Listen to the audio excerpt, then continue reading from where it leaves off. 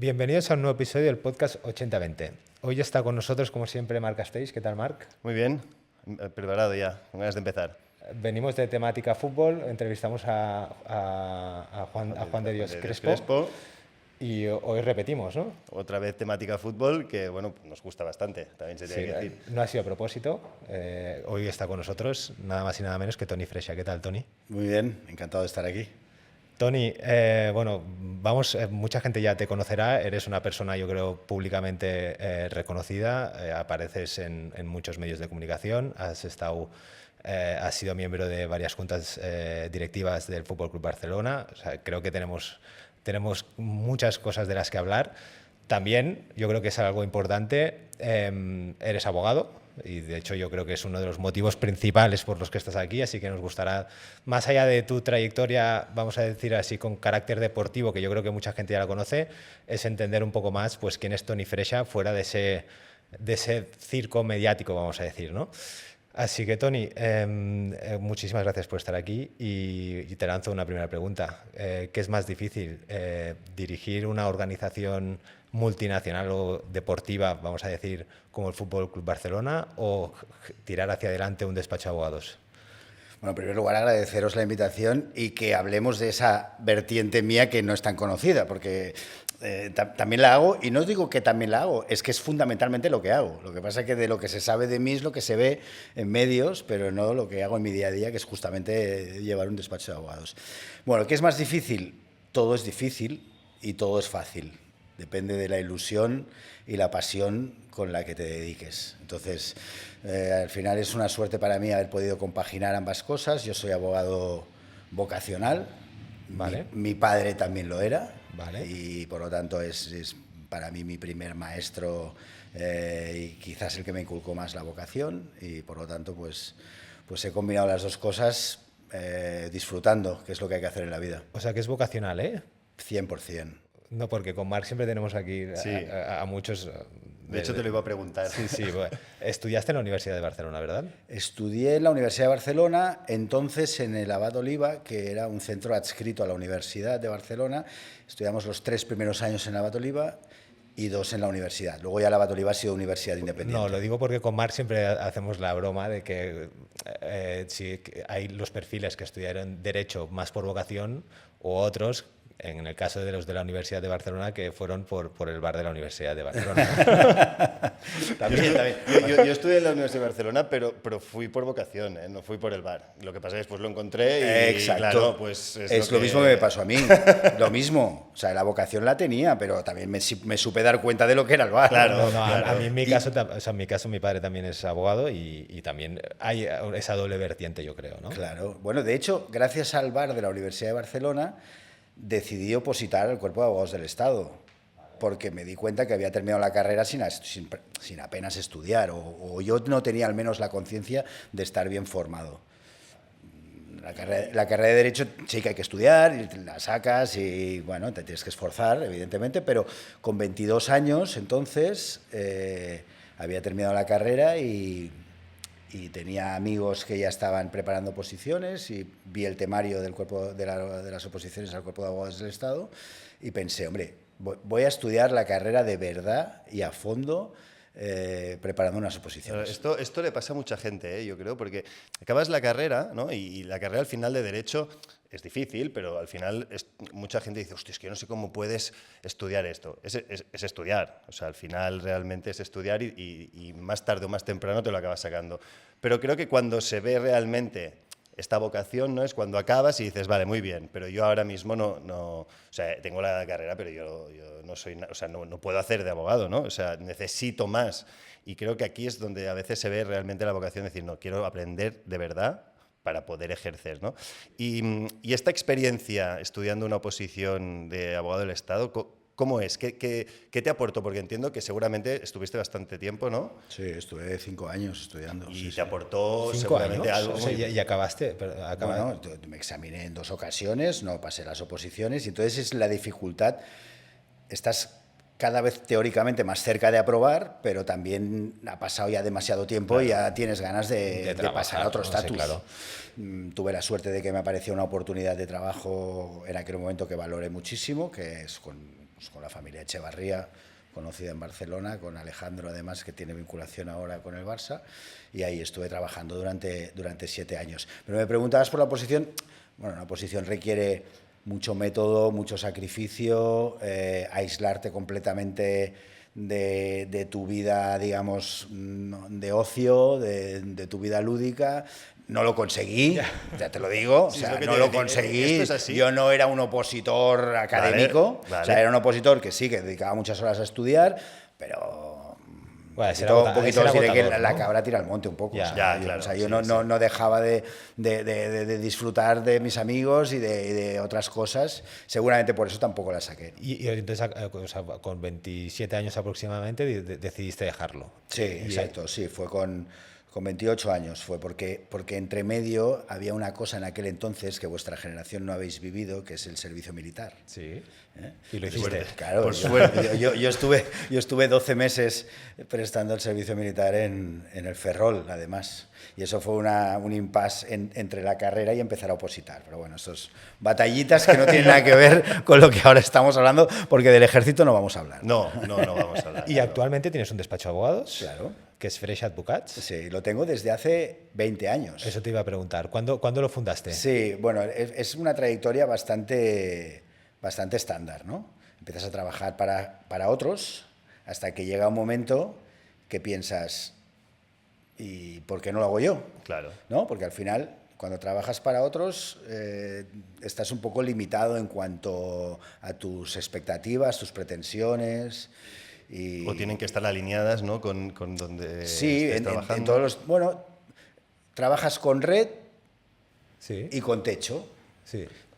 Eso es maneras de ser. Hay Sí, gente sí, que sí, le sí, gusta sí. tener la red y hay otros que no nos gusta tener el techo. Y no eres dueño, Y o entonces- es más difícil ser dueño de tu destino, ¿no? Claro, entonces dices, oye, yo no quiero tener techo. Y este señor que veo a mi lado, que es un gran profesional, pero que creo que no soy menos que él, pues que no lo hago yo. Entonces fue en el 2006, ahora hace 20 años, que monté mi despacho con dos socios en un inicio, después estuve asociado con otros profesionales. Bueno, en la actualidad soy yo el que lleva el despacho, Vale. con 3 personas más, con colaboradores y conociendo, como creo, evidentemente aprendo cada día estudio, esto el abogado siempre lo tiene que hacer, no tiene que dejar de estudiar 100%. nunca, ya lo sabéis, pero creo que sé muy bien hasta dónde llego y qué es lo que necesito para dar un buen servicio. ¿Cuáles son vuestras especialidades, si tuvierais que clasificarlas, las más importantes? Sí, bueno, es evidentemente en derecho deportivo, temas mercantiles, temas procesales. En general nuestros clientes son empresas, pero también les asesoramos no solo en el ámbito del derecho privado, sino también en el ámbito del derecho público, Vale. digamos, temas contenciosos. ¿Procesal te gusta, Tony? Sí, me gusta, disfruto mucho de las vistas. litigas? ¿Litigas Sí, aún? Ah, sí. no, por supuesto. O sea, ¿Ah, sí? me pongo la toga cada vez que corresponde, claro, muy bien. ¿Defendiendo al Barça alguna vez? Eso no lo he hecho nunca. Fíjate, cuando he sido secretario de la Junta Directiva del Barça y responsable del área jurídica, siempre he preferido ser el cliente. No, porque oportunidad has tenido seguro. Sí, sí, Y sí. déjame decir que creo que tal y como defiende el Barça en los medios de comunicación, No, sí, es sí. más que suficiente. ¿eh? O sea, Siempre he preferido ser el cliente y un poco tutelar la labor del abogado contratado, ¿no? Para llevar el asunto, pero siempre estando muy encima, claro. Y cómo, o sea, a la gente que nos escucha, que te conoce más, o sea, que te ve al final y que te ve conocer seguramente, pues, y que te ve diariamente, públicamente, en temas más deportivos, ¿no? De analista, ¿no? Yo que tienes una parte de tu, no sé si es hobby o profesión, vamos a decir, también es analista, ¿no? Deportista. Sí, porque soy un... Sí, ahora os daré el titular. ¿Analista o periodista? Soy A ver, un ¿qué? futbolista con toga. Ya. soy un futbolista con toga, es buena esta. Sí, yo soy futbolista. O sea, yo no fui, o sea, digamos, mi gran frustración en la vida es no haber sido futbolista profesional. Aún sigo jugando. ¿Eras bueno? Bueno, O sea, ¿tú tuviste posibilidades, a ver, quiero decir? ¿comparado con quién? ¿Es bueno comparado con quién? Con Ulague Presas. No, Culegué ha sido profesional y un gran futbolista. Pero- no, sí, hombre, encontrarás gente que me haya visto jugar que te dirá, oye, pues pues no lo hacía mal. Quiero decir que la cuestión es que no fui profesional, no llegué a Vale, no profesional. llegaste a profesional, esta era mi pregunta. Pero no he dejado de jugar a fútbol nunca. Sigo jugando en la actualidad en un equipo de veteranos, campo grande, fútbol 11. O sea, Pero entonces, claro, a raíz de eso, perdona que te interrumpa, bueno, abogado, analista, bueno, es que Claro, creo por eso que te quería tengo decir. conocimientos futbolísticos para opinar también sobre O sea, fútbol. para entender un poco, ¿no? Y ahí era donde quería llegar. Al final, un día de Toni Freixa, ¿cómo lo resumirías? Un día normal. Bueno, un día normal, ¿qué te refieres? Claro. Claro, o Si, sea, si que- hay partido o no hay partido, ¿te refieres? Claro, Por ejemplo, hoy, por ejemplo, hoy, bueno, disfrutando de esta entrevista y contando que no me quiero perder el partido que hay hoy. No, claro. pero por eso mismo, o sea, Claro. te quiero decir, al final, enlazando con que tienes un despacho de abogados, ¿no? Sí. Y que también, evidentemente, el tema deportivo es algo que yo creo que te debe sacar mucho tiempo, ¿no? ¿Cómo gestionas el despacho? Sí, Por ¿cómo eso, compaginas cómo tu compaginas ese día a trabajo, día, ¿no? ¿no? Es que la parte deportiva que no es del despacho, que no es derecho deportivo, o sea, la parte deportiva que es esta faceta de comentarista o de tertuliano, llámale como quieras, es absolutamente lúdica y diversión. O sea, no me preparo nada. Pero te dedicas, o sea, pero dedicas Sí, tiempo. sí, claro, cuando un periodista te dice, oye, ¿puedes entrar en nuestro programa a tal hora? Bueno, pues sí, entro. Pues estás trabajando en el despacho y sabes que en un momento determinado te van a llamar por teléfono para entrar y comentar durante 15 Y tal minutos. cual, estás trabajando, Sí. te llaman, dejas un momento Claro. escrito Sí. y Y dices, dices, "Oye, "Venga, hablemos del ahora tengo Barça". que Un par de atender". Sí. zascas. Un par de zascas a quien le toque, ¿no? Y volvemos a redactar el contrato. Exacto, desconectas, pero es que, o sea, mi trabajo requiere concentración, lo otro no hace No. falta. Es más hobby. Lo otro es que he hablado, o sea, he entrado en programas de radio desde los sitios más inverosímiles, Ya. estando con gente, andando por la calle, en un autobús, es igual. O sea, Bueno, donde yo creo sea. que también, ¿no? Al final, esta conexión que tienes con el mundo, el ecosistema deportivo y tu, vamos a decir, Y la vinculación y con la el vinculación Barcelona. con el Barcelona también, al final es una vía también de darte a conocer, ¿no? Primero tú a nivel personal y luego, evidentemente, también entiendo yo que intentar repercutir de alguna manera pues tu notoriedad pues en beneficio del despacho y en beneficio tuyo personal para captar clientes, entiendo yo, ¿no? Sí, pero nunca ha sido la finalidad. Vale. Nunca ha sido la finalidad. El hecho de estar vinculado al mundo del deporte cuando he estado vinculado como un cargo directivo me ha supuesto muchas veces un problema de equilibrio porque al final mi obligación como profesional del derecho y como abogado es atender a mis clientes, que es de lo que vivo. Claro. Lo otro me da lo que tú dices, esa notoriedad si tú quieres, pero que es un efecto indirecto, Claro. porque para mí estar en el Barça cuando he estado Era más un compromiso. era un honor. Un honor, bueno. Un honor y un privilegio. Ya. Que el efecto derivado de eso es que pues más gente te conoce, bueno. Tienes sí. más Bueno, oportunidades, claro, es que ¿no? recordemos, o sea, tú entraste en el Barça con 35 años, ¿no? Sí, con Sí, 35 Y has años. estado, Así es. o sea, eres una persona que realmente has estado muy vinculada al Barcelona y has seguido hasta candidato a la presidencia y vale, no lo has sido, pero realmente has estado muy vinculado porque empiezas como abogado en el Barça, ¿no? En la comisión Sí, disciplinaria. la comisión Sí. disciplinaria, quería decir, secretario, Portavoz. portavoz, en 3 juntas, o sea, quiero decir, Has estado en la junta de Laporta, de Rosell y de Bartomeu. Sí, con Bartomeu he estado En la primera parte. él como presidente, pero no cuando ganó las elecciones, que ya no estuve yo, porque de hecho me presenté a las elecciones en Claro. 2015, sino cuando Sandro dimitió. Recordáis que Sandro en su mandato se fue y por estatutos el vicepresidente primero le sucede. Entonces en ese tiempo con Bartomeu sí que estuve, o sea, estaba en reuniones con él como presidente. bueno, sí. se fue, tuvo que dimitir, ¿no? No, Sandro. No, se fue, sí, me he Sandro equivocado. presentó la Sí, sí. dimisión Sí. por circunstancias personales. Sí. Pero esto es Sí. curioso, ¿no, Toni? Que hayas estado en las 3 juntas directivas. No, porque todo viene de la generación del 2003.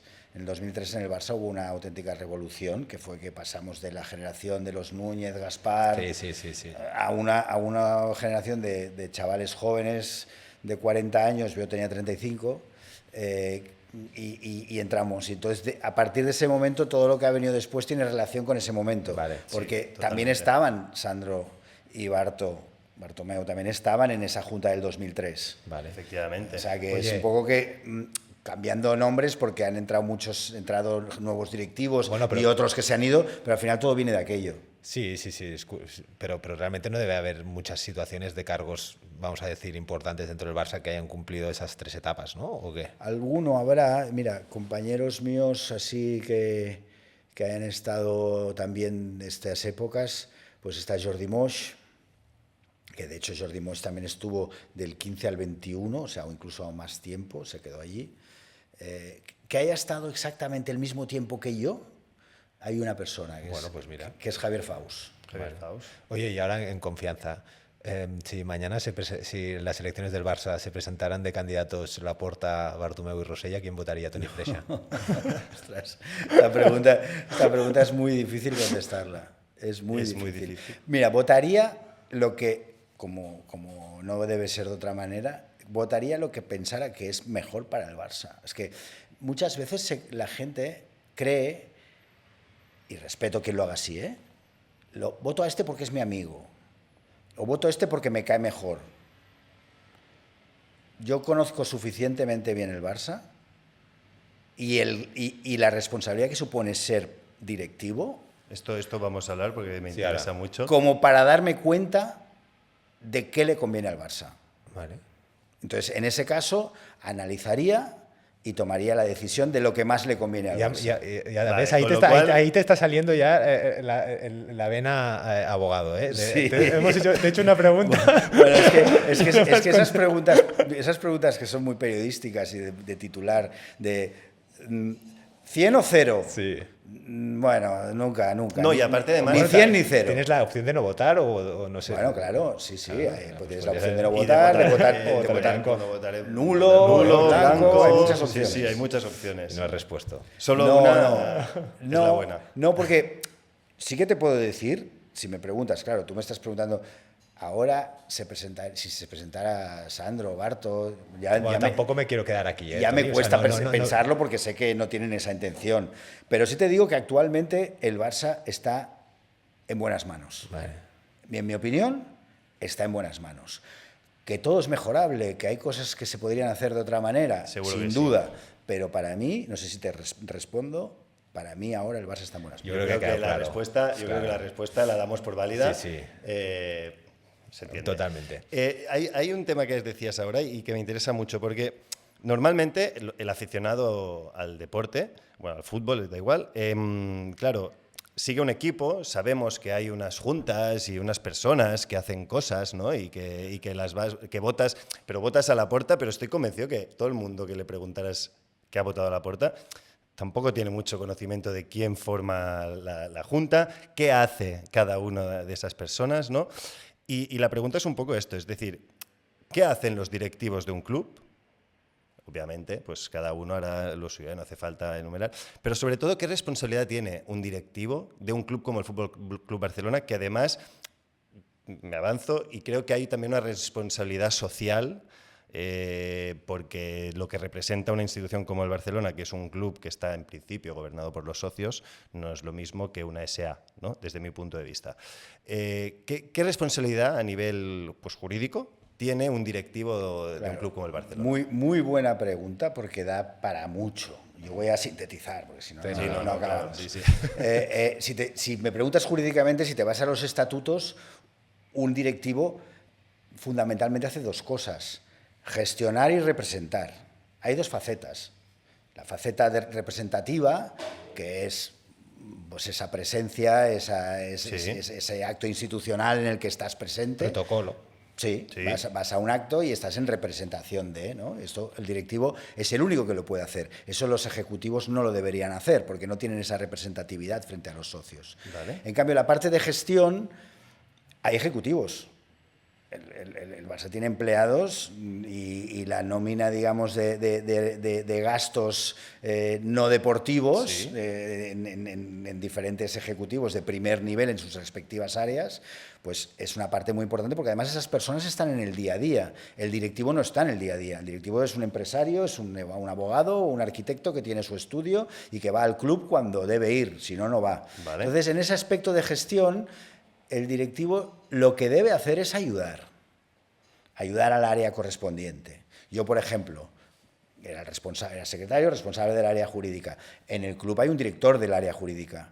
Pues ese director del área jurídica, en principio... Está cada día. Está cada día, tú vas allí, le preguntas cómo está este Que es asunto. lo que consideraríamos un empleado del club. Claro, exacto. Entonces, el directivo no está trabajando en el club, ni tiene que ocuparse de cosas del día a día, ni tiene que tomar decisiones, digamos, recurrentes, sino que está para asistir a las reuniones de junta directiva, donde se trazan las líneas, digamos, o el plan estratégico, o se toman las grandes decisiones, pero en el día a día debe ayudar a todos esos ejecutivos que hay en el club en las diferentes áreas. Por Sí, lo pero- tanto, pero- espera, perdona que te corte, Uri. Pero en cuanto a la responsabilidad, lo digo porque en los últimos años, y dejando de lado nombres de personas, da igual, que si, bueno, se habla, ¿no? Que si hemos conseguido esta junta tantos millones, en los otros no, vosotros lo que habéis hecho es dejar este pufo, pero se acaban los 4, los 5, los 8 años y cambian, se van a su casa unos y entran otros, y haya un pufo o no haya un pufo, no ha pasado nada. Quiero decir, da una sensación no, socialmente, ¿no? De decir, aquí hay unas personas que no tienen una responsabilidad. No, a ver, como régimen de responsabilidad está el que tiene cualquier entidad mercantil, Totalmente. la responsabilidad de administradores por actos ejecutados con culpa o negligencia, por sí, supuesto que existe, la responsabilidad del directivo, pero es que además, en el caso de los clubes profesionales y por la ley del deporte, hay una responsabilidad objetiva por pérdidas. De hecho, eso dio pie a que en el año 2010 la Asamblea aprobara una acción de responsabilidad Claro. que políticamente fue una nefasta idea.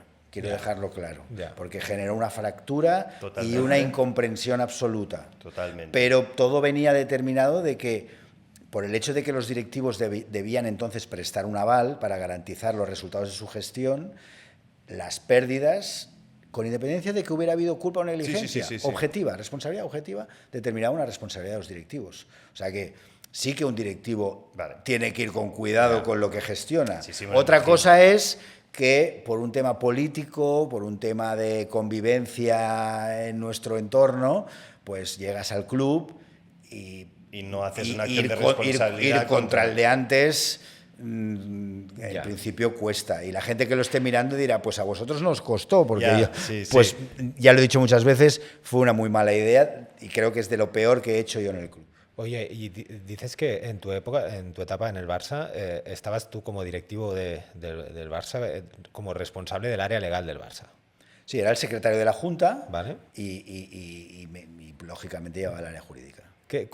Explícanos un poco para que la gente entienda el área legal del Barça, ¿no? Te la acabas. Sí, solo de pensarlo me estoy mareando. ¿Cómo se gestiona eso, Tony? Bueno, es que ¿Cuál es el día a día de claro, esa es área? una gran empresa donde hay un montón de empleados que son algunos deportistas profesionales y otros no.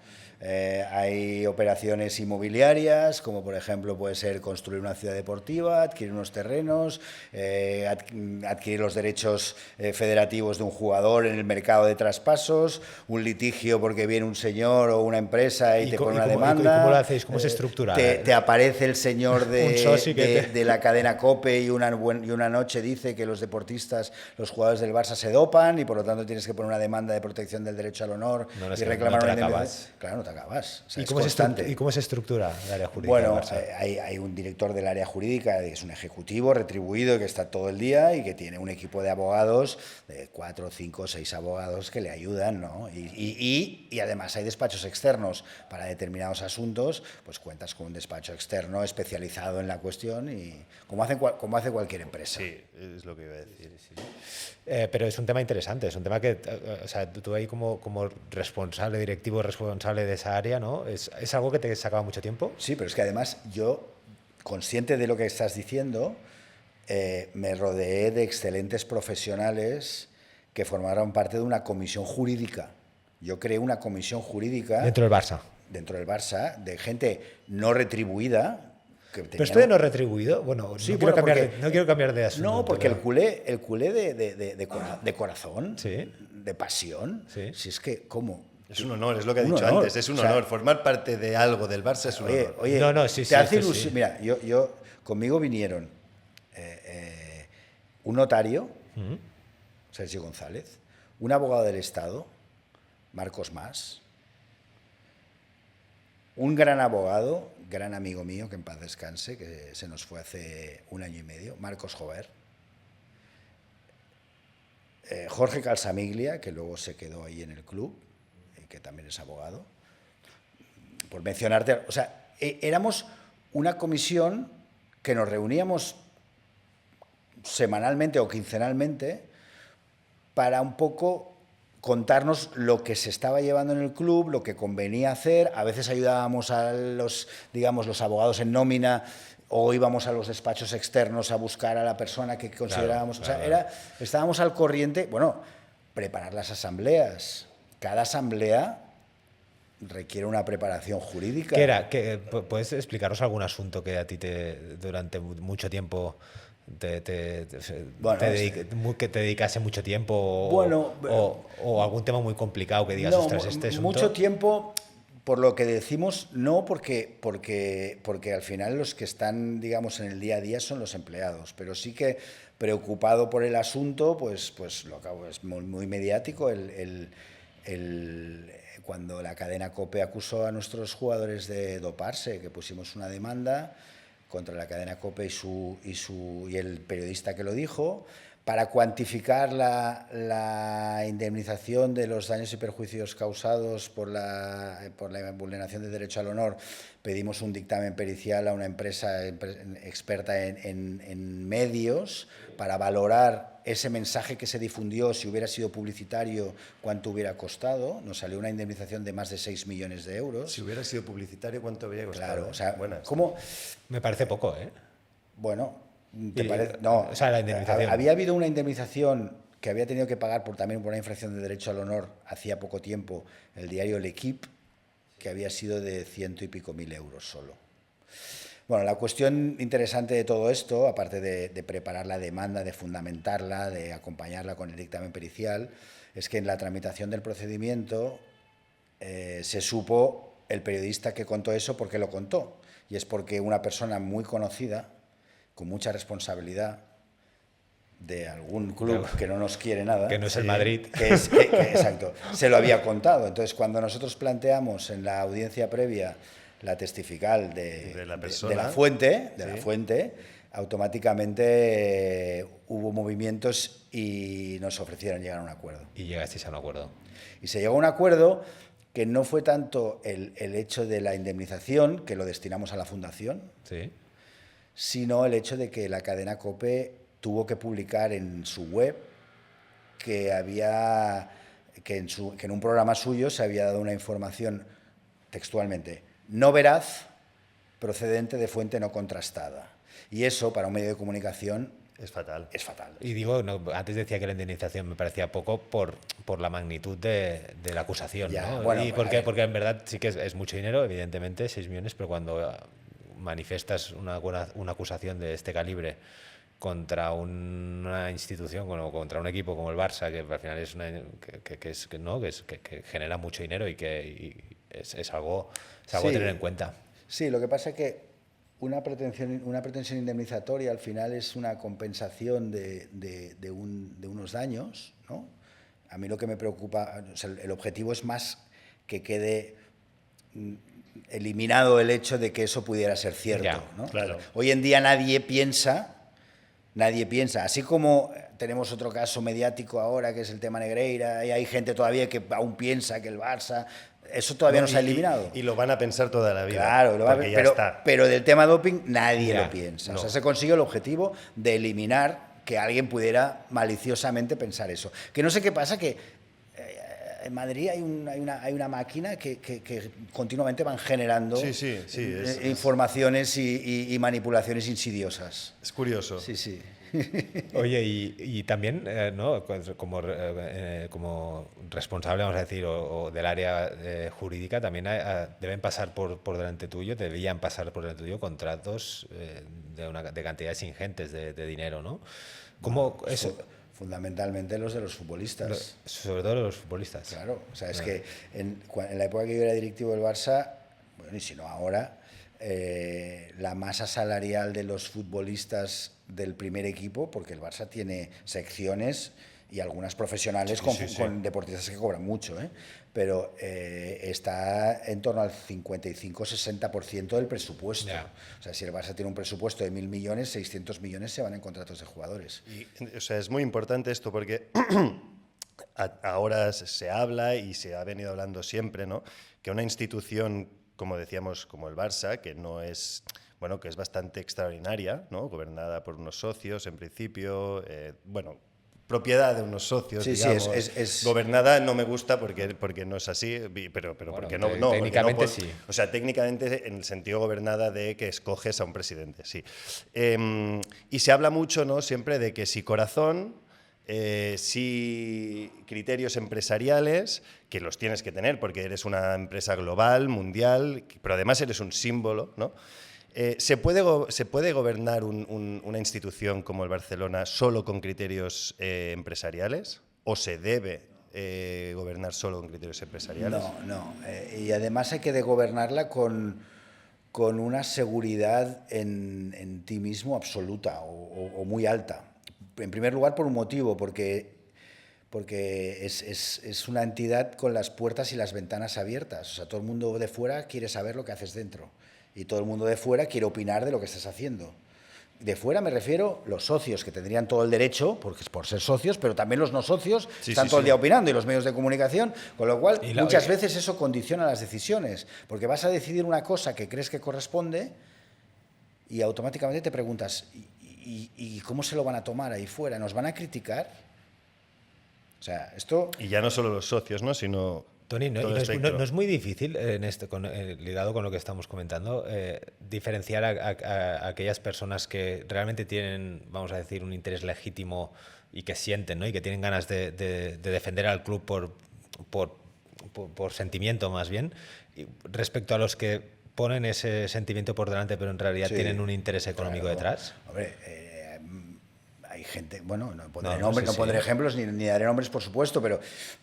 El Barça es una plataforma y hay gente que puede decir, oye, mira, me interesa a mí estar aquí porque esto me va a dar una notoriedad, unos contactos, unas relaciones. O sea, el que lo es por pasión, por corazón, y a eso lo enlazo con la pregunta, solo con criterios empresariales, imposible, porque hay una componente de intuición, de verlas venir, de olerlas, que eso no son criterios empresariales. O también, seguramente, pero en un ámbito de un sector de actividad distinto. En el mundo del fútbol...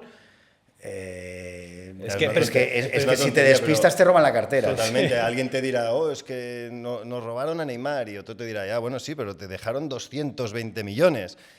¿No? Es aquello de decir, bueno, pues yo quizá quería a Neymar y no quería los 220 millones. Claro, pero eso viene condicionado por las cláusulas de rescisión que están aquí en España con el Real Decreto Ley de la relación laboral de deportistas profesionales. Y una cosa, volviendo a la profesión, que es lo que te ha traído aquí, como si dijera, lo que nos une.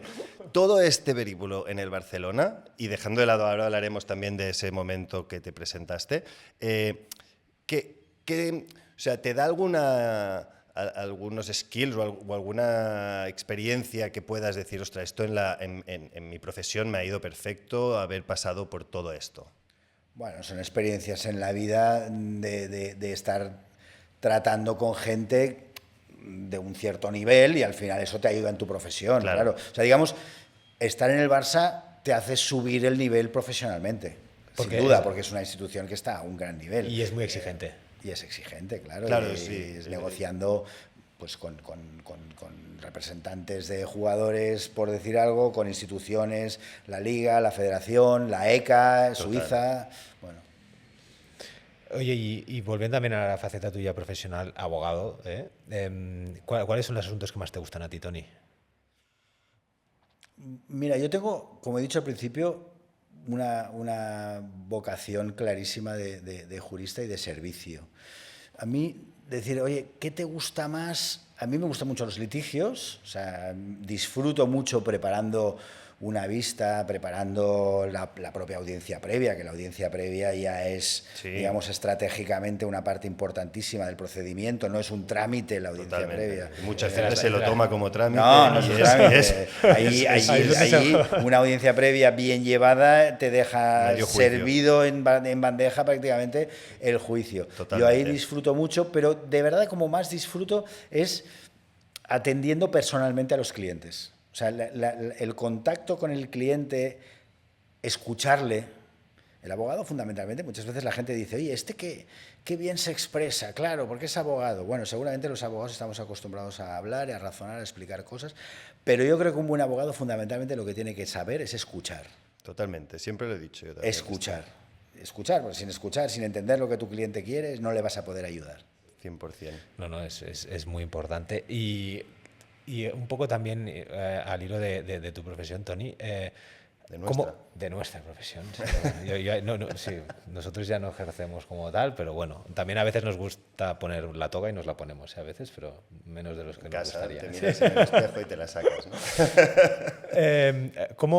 Claro, al final tú tienes un recorrido, ¿no? Empezaste ya a ejercer la profesión hace unos cuantos años. Yo por motivo como hemos hablado antes de la oposición, pues no me colegié hasta que no empecé a trabajar, pero bueno, ahora mismo llevo ya 30 años, 29 años. Este año llevo 29 años colegiado. ¿Qué ha cambiado? Hostia, qué pregunta Mira, más abierta, no, ¿eh? ¿Qué ha cambiado? Ha cambiado. Yo creo que los juzgados funcionan peor todavía. Esto es curioso, ¿eh? O sea, es desesperante. Es desesperante. Es absolutamente desesperante. O sea, No hay quien lo entienda. No quiero contar ahora pormenores, pero justamente ahora me viene a la cabeza una cosa que me está pasando ahora, que es, bueno, es igual, no hablo de eso, pero de mal funcionamiento. Lo digo así, ¿eh? Y mira, si mañana me encuentro con su señoría y me dirá, oye, le escuché que dijo usted... No, si no es culpa de usted, señoría, es culpa del sistema. Es culpa del sistema. Eso funciona aún peor.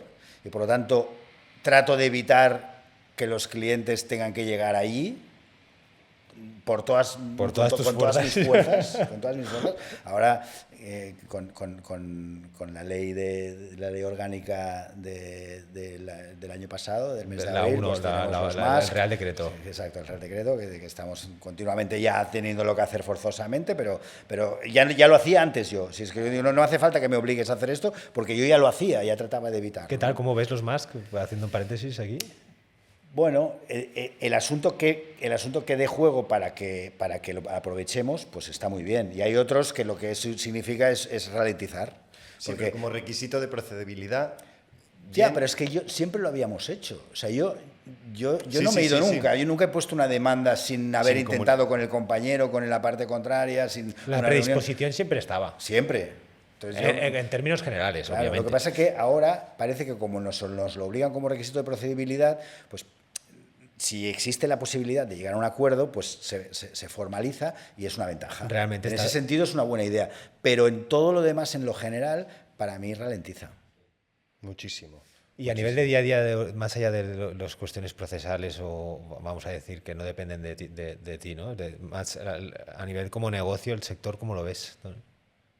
Bueno, yo siempre, o sea, valoro mucho y admiro las grandes firmas que tienen tanta gente.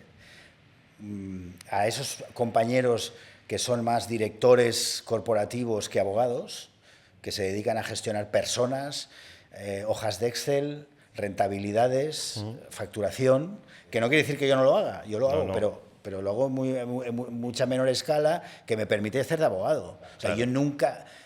Por eso también muchas veces que me han venido oportunidades de firmas, no, o sea, yo quiero ser abogado. O sea, a mí lo que me cautiva y lo que me motiva es atender a personas, empresarios, con sus problemas o con sus proyectos, porque muchas veces son operaciones que hay que montar, que hay que construir para llegar a un fin y asesorar desde el punto de vista jurídico. Es lo que me motiva. Esas grandes firmas las admiro por cómo subsisten, de verdad. O sea, cómo veo la profesión. Sí. Ya sé que hay un mercado espectacular de grandes clientes a los que solo pueden acceder esas grandes firmas, y de eso viven. De eso viven. De eso viven, sí, ya lo entiendo. O sea, minutón aquí no vamos a hablar de dinero, pero, pero dices, claro, ahora entiendo que vivas porque, claro, esto no lo puedo ni soñar yo. Claro. Y esto me transmite curiosidad, el hecho de que seguramente tú, y con tu posición que has tenido, ¿no? de gran directivo de un equipo como el Barça, te habrán surgido muchas oportunidades de integrarte en alguna de estas macroorganizaciones del sector legal, y sin embargo, pues ahí estás con tu despacho, ¿no? ¿Es así esto? ¿Te ha sucedido? Sí. Y explícame un poco, sin entrar en detalles, sí, porque, pero... mira, cuando di el paso de dejar de tener red para no querer tener techo, ¿no? Que sin ponerme por mi cuenta, pues abandoné cualquier otro planteamiento en el que vuelva otra vez a someterme a un régimen en el que podré estar más o menos a gusto, más o menos de acuerdo, tendré... o sea, ¿qué pasa? ¿Que eres un indisciplinado y que no te gusta reportar? No, yo les reporto a mis clientes, sí, claro, cada día. Sí. No tengo un jefe, tengo un montón de jefes. Totalmente. Entonces, y en esa situación me siento a gusto. En una situación distinta, al final esto es un tema muy serio, que es tu profesión y tu dedicación, y no quiero aventuras que igual saldrían bien, ¿eh? O sea, ¿nunca has probado una aventura de este tipo? No la he probado, y a estas alturas... Ya está. Eres más artesano, ¿no? Sí. Que empresario, que también lo eres, porque, sí, hombre, tienes tu marca, pero eres más artesano que empresario. Muy bien dicho. Muchas veces... lo hemos comentado aquí con algún invitado, ¿no? De que, bueno, que la profesión muchas veces hay artesanos, hay pues industriales, por así decirlo, y que no, una cosa no es mejor que la otra, cada uno pues escoge el camino. O sea, yo lo de llega un cliente al despacho y coger a otra persona, oye, atiéndelo tú, no lo hago nunca. Me gusta atenderlo yo. Luego yo tengo mi back office, claro. Sí, claro. Lógicamente. Si no es imposible. Si no puedes ir a ver el Barça. Claro, pero el cliente sabe que su abogado soy yo. Ya. Y para mí esto es fundamental. No sé, no sé cómo llamarlo. No es que desconfíe, es más que disfruto. Es más que creo que doy más servicio de esta manera. Entonces, por eso admiro a estos, ya digo, grandes firmas, que no me diga el socio director de determinada firma que conoce a todos sus clientes, porque no es verdad. Es imposible. No los conoce, no sabe. Entonces va por la calle, le para un señor, que esto me pasaba en épocas que yo tenía el despacho más grande, porque lo he tenido con más abogados y con más, digamos, más socios, que te paraba uno por la calle y decía que, oye, que en tu despacho tengo, y yo pensaba, digo, no sé de qué me está hablando. O sea, esta sensación no me gusta tenerla. Ya. Oye, y ahora volviendo otra vez, estábamos el otro día mirando con Uri, se da un denominador común que la gran mayoría, no todos, pero la gran mayoría de presidentes del Barça son abogados. No. Esto creo, ¿Cómo que lo he confirmado hoy, no es así, ¿eh? No, el 15%. Sí, hombre. Sí. Bueno, pues de los últimos... yo tenía esa sensación también. Sí, bueno, porque habían... hay muchos que no sabemos. Oye, yo le preguntaba al inteligente ChatGPT, que no sé si es inteligente o no, pero creo que un poco sí. Bueno, tiene datos. Pues y me ha confirmado que un 15%. No, en toda la historia del Barça, no lo sé, no tengo... la historia del Barça... No tengo los datos. Bueno, en los últimos años... El 15% es un ratio muy alto, en los últimos años... Sí, en los últimos años es Laporta. Es Laporta. Es Laporta, lo que pasa es que ha estado... Laporta ha estado 7 años, más los 5 de ahora, 12, y si sale elegido, pues habrá estado 17. Es verdad, es que estoy demasiado encegado por Laporta. No, y este dato no lo hemos comentado más antes de entrar a la reunión.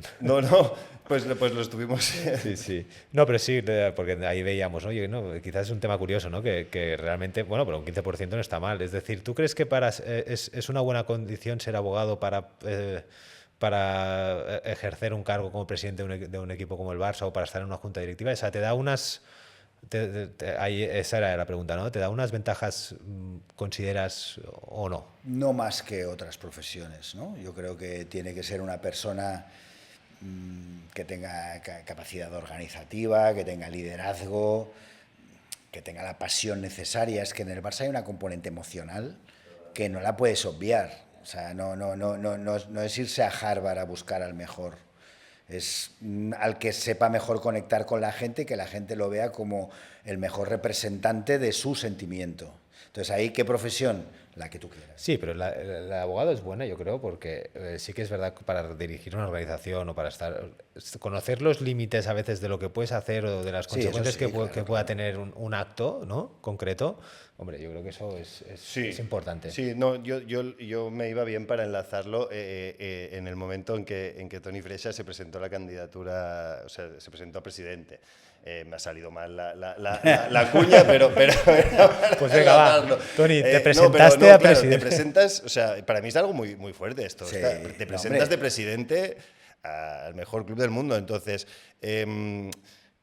Y es una exposición pública brutal, porque aparte como caigas mal un poco, porque ya no desde Madrid, desde aquí mismo te linchan. Entonces, explícanos un poco esta experiencia que, bueno, pues tiene pinta de ser chula.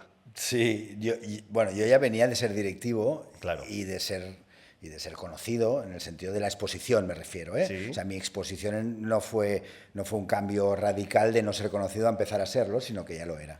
De hecho, sobre esto que hablas de la exposición, si me permites, te comento una cosa muy rápida, que fue cuando Cracovia puso un personaje mío en el Polonia, de Cracovia, hombre, claro. O sea, me entraron sudores fríos en el despacho cuando me enviaron la foto de mi personaje por primera vez. Ah, pues lo voy a buscar. Digo, no puede ser. Digo, digo que yo soy el secretario solo, que hay un presidente y vicepresidentes. Yo no, ¿yo por qué? O sea, que saquen al presidente. Que no mata a Balin, ¿no? Déjame tranquilo. Y recuerdo estar en mi casa el lunes, después de cenar, con la familia allí, pendiente de que empezaba el capítulo de Cracovia, pensando, ay, esto te hunde. Claro, sí. Claro. No, te sacan un personaje que yo qué sé, que sí, bueno, que te ponen mal, desde el punto de vista que tú quieras. Sí. Efectivamente. Te hunden. Afortunadamente se portaron muy bien conmigo y no me ponían como una persona agresiva, como una persona... Sí, ¿sabes? Pero bueno, que está bien, que tenía su gracia y ya está.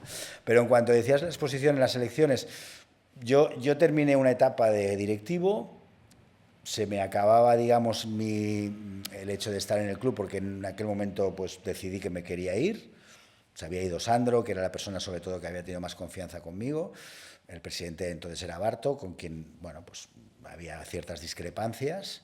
No en lo personal, que tengo una relación con él, pero que no...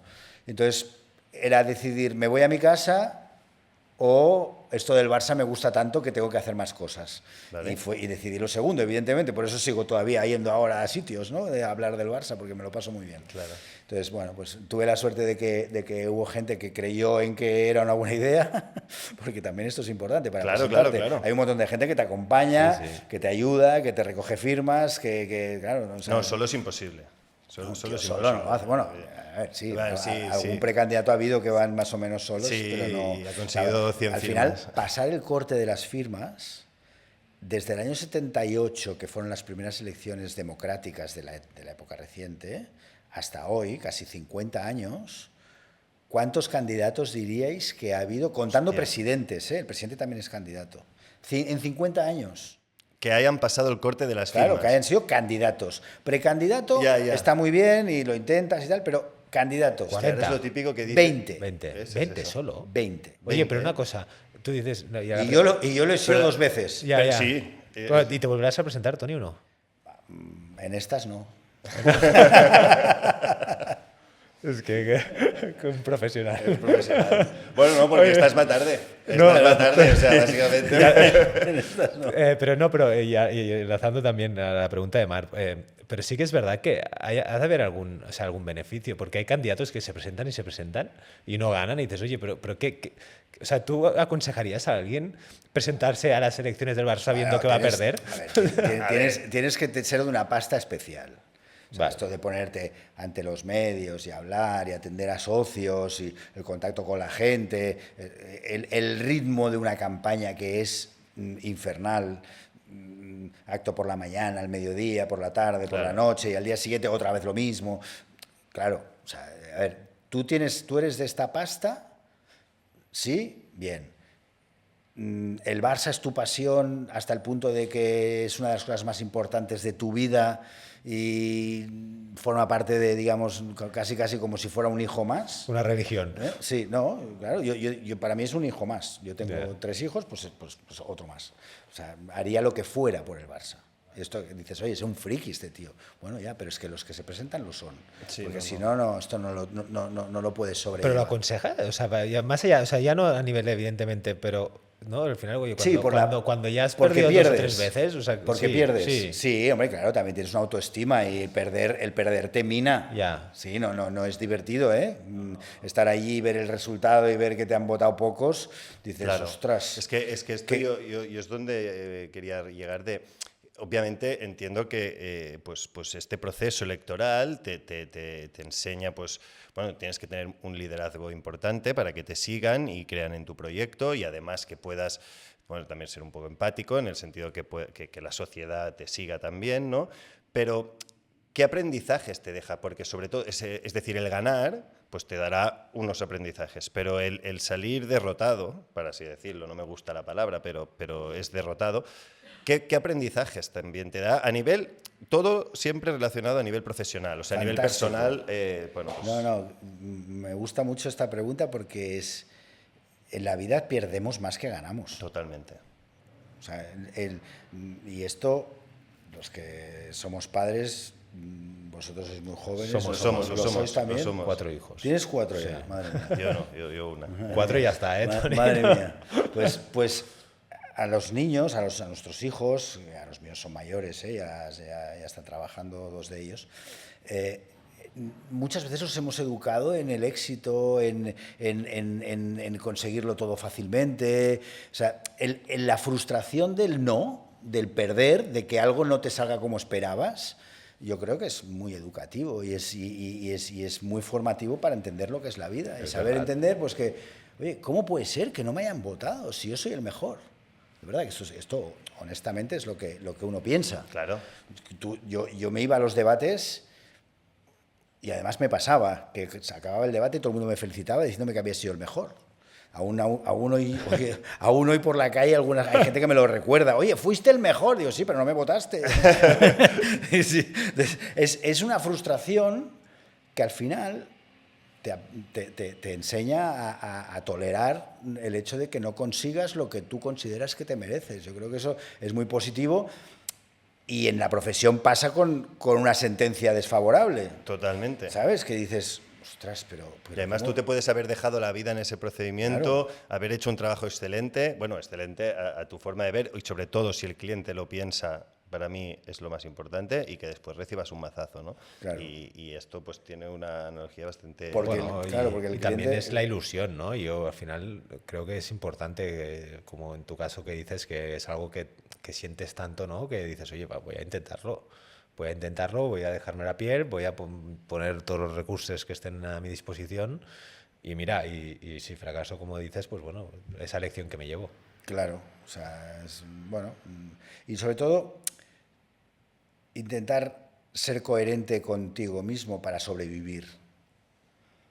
Porque, como muy bien decías, estás muy expuesto y lo que llegues a hacer, la gente lo recuerda. Y lo que llegues a decir también. No quiero poner ejemplos porque quiero Ya. respetar a todo el mundo, pero cuidado con lo que haces en esa exposición o cuidado con lo que dices. 100%. Porque desapareces, ¿eh? Como llegue un momento que te cuelguen.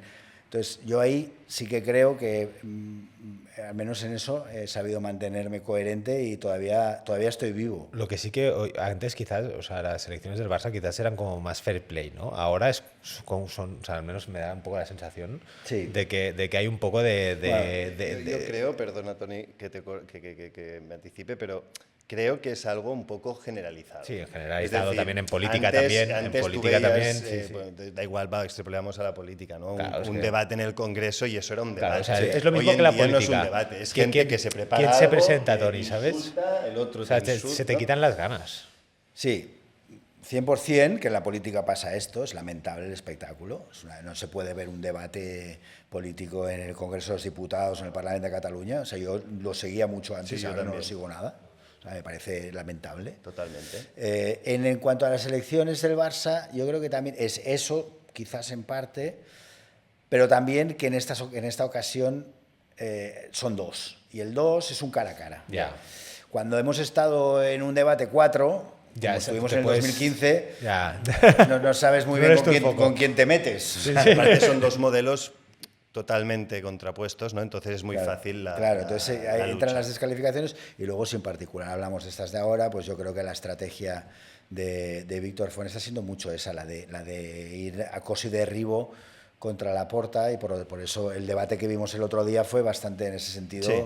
un poco cargante. Bueno, este episodio saldrá cuando ya tengamos presidente. Bueno, por cierto, o sea, yo y Marc somos del Barça, que no lo hemos dicho, pero Hasta la médula. O sea, me eso, encantaría, o sea, por eso le estoy preguntando todo esto a Tony Freixa, porque me O sea, que encantaría no- haber vivido la tendríamos- mitad de lo que ha tendríamos vivido haber con el Barça. Empezado el episodio diciendo esto, O sea, quizás estamos un poco precondicionados, pero oye, tú, es lo que hay. Sí, sí, es lo que hay. Sí. Pero este episodio saldrá. cuando salga emitido ya tendremos presidente. Sí, entonces, ¿quién crees que va a ganar? Hombre, creo que va a ganar la Porta. Sí, no tengo ninguna duda. Y además va a ganar ampliamente.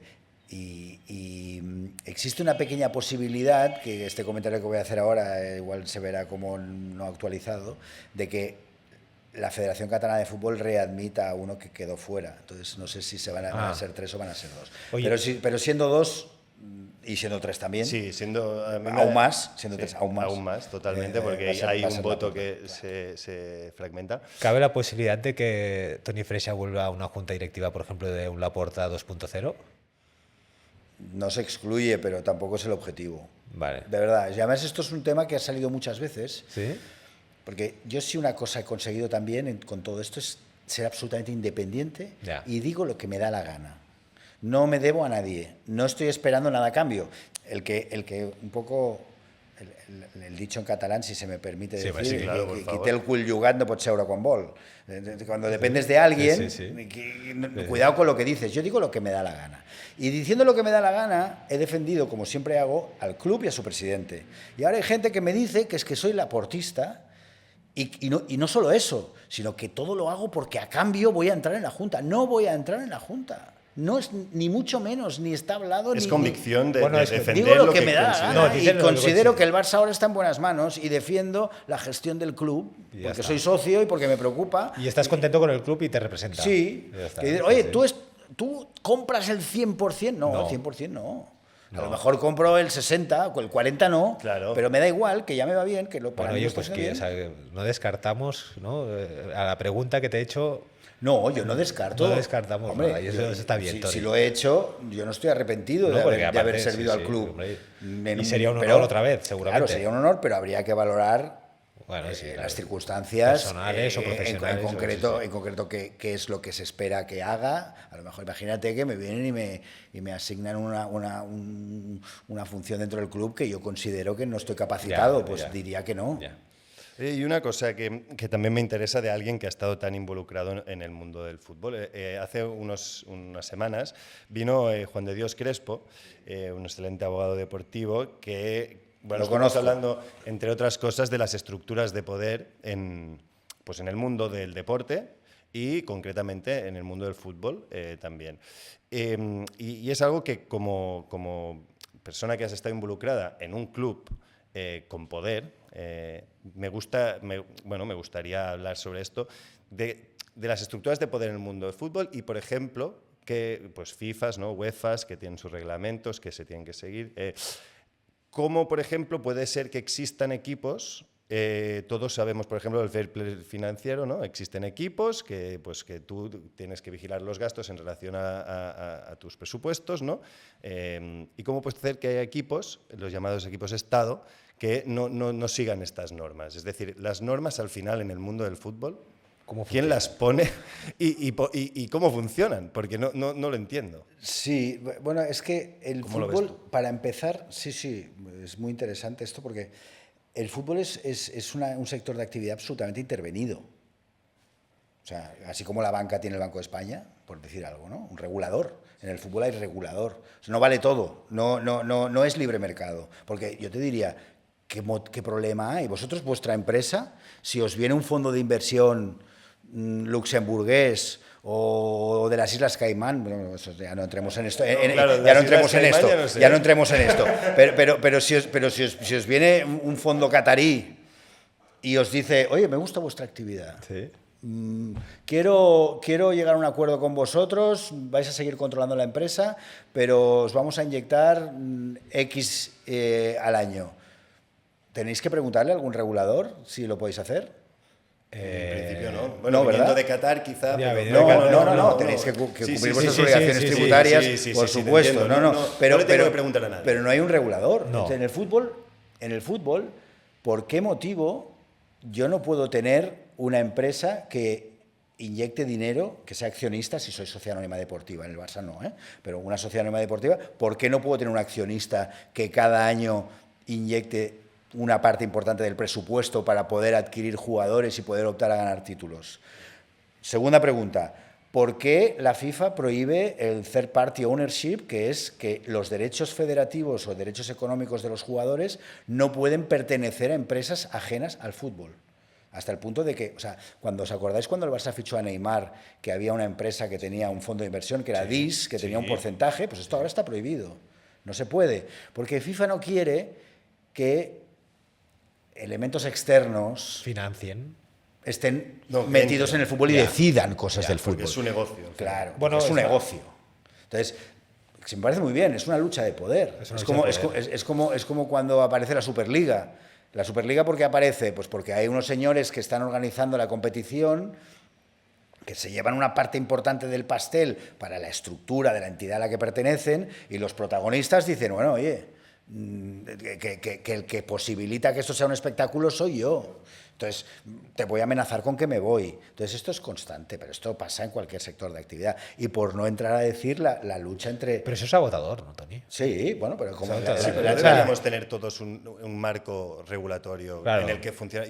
Mi pregunta, que obviamente está contestada, pero también iba un poco en el sentido, ostras, si yo, que no soy una sociedad anónima deportiva, yo tengo que cumplir un fair play financiero. Y No, claro, si hay un fair play financiero tiene que ser para todos. Claro. ¿No? Tú lo que me estás preguntando Sí, es sí. cómo puede ser que haya un clubes club estado que aparentemente... que juegue al mismo Sí, deporte que bueno. yo, pero aparentemente con las mismas normas, pero a años luces con otras normas, porque es un Estado el que está detrás de ese club. Ya, pues basado mira, en- esto ya es... ¿Qué club? Pues sin ir más, da igual, es que lo puedo decir porque es que es público y notorio, es decir, un PSG o un Manchester City, a mí que me expliquen por qué ellos pueden comprar No, si tienen- con 1.000 millones en una ventana de fichajes y yo no puedo porque... Tienen expedientes abiertos y, Bueno, y claro, ya sanciones veremos, sí. previstas y Ya ya, veremos. pero todo O sea, esto la gente no estará de acuerdo con lo que voy a decir, pero como os he dicho antes, siempre digo lo que me da la gana. Yo tengo una vocación absolutamente liberal para todo. Y para mí esto, todo lo que sean normas, control, al final acaba viendo, o sea, no acaba solucionando el problema, porque pasa lo que acabas de decir, y encima hay el problema que tú me acabas de contar, que son las desigualdades. Oye, libre mercado. Oye, no, sí. Para mí, libre mercado. Pero para estar en este mundo de poder, porque al final es un mundo de mucho poder, hay que ser otra pasta, Tony.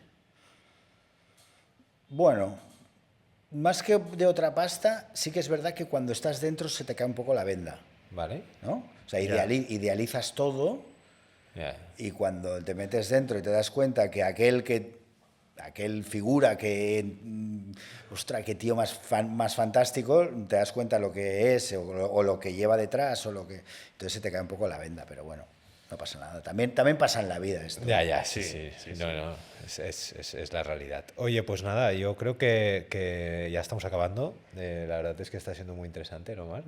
Podríamos estar aquí mucho más rato, pero intentamos marcar esa hora de límite. Yo lo que sí que quería aprovechar, Tony, también eres tertuliano en el Chiringuito, ¿no? Sí. Y te quería hacer una última pregunta. ¿Pedrerol es del Barça o del Madrid? Pedrerol es barcelonés. Ya Sin empezamos ninguna con la- duda. ya- no, ya empezamos. no, porque si te digo que es del Madrid, parece que me lo saco de encima, ¿no? Digo, este no es de los nuestros. Es un gran barcelonés que vive en Madrid, pero que quiere muchísimo a Barcelona porque es barcelonés. Y sobre todo, no queráis buscarle de qué equipo es. Él es un gran empresario de la comunicación que tiene el programa con más audiencia. Y si llevando el programa de tanta audiencia se tiene que vestir de lagarterana un día, se viste de lagarterana. O sea, teniendo en cuenta que tiene relaciones con todos los clubs. No, su posición ha de ser muy difícil, Claro. evidentemente. Entonces, No. al final, él no, Pero está pensando, vamos a decir esto para que los madridistas estén contentos o vamos a decir esto para que los culés estén contentos. No, ya lo sabemos esto. Vamos a decir esto que nos va a ver más gente. Ya, claro. ¿Y Carlos Martínez de qué equipo es? No, términos totalmente empresariales. Totalmente. Quiero decir que al final es totalmente lícito. O sea, Bueno, o oye, sea, no, que era una broma simplemente. Es un Yo creo empresario que- de la comunicación. Sí, estoy totalmente de acuerdo. A O sea, ver, no, ya no. yo siempre le hago la broma cuando ya me lo preguntaron una vez, de oye, Pedrerol es del Barça. Yo me dije, si es del Barça lo disimula muy bien. Ya, Sí, ya. le dije un día, pero en determinados momentos también ha defendido cosas, Sí, no, del Barça. O sea, Oye, Tony, y para acabar, ¿cuál ha sido para ti el 20% que te ha dado el 80% de resultados en tu carrera? Podríamos decir, sí. de mi personalidad. Bueno, sí, tu 20% de las que ha hecho que, decisiones.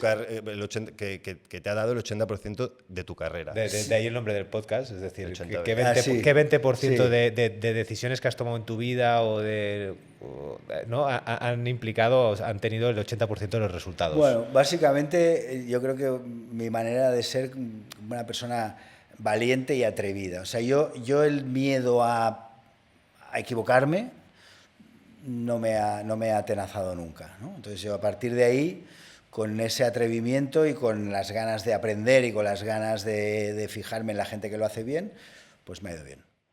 Pues nada, Tony, muy bien, muy interesante. Muchísimas gracias. Gracias a vosotros. Esperemos Ha sido un que placer tenerte aquí. te seguiremos viendo por la tele. Igualmente y con ganas de ver el podcast cuando lo Y- tengáis editado. Pues Perfecto. nada, nos vemos en el próximo episodio. Muchas gracias.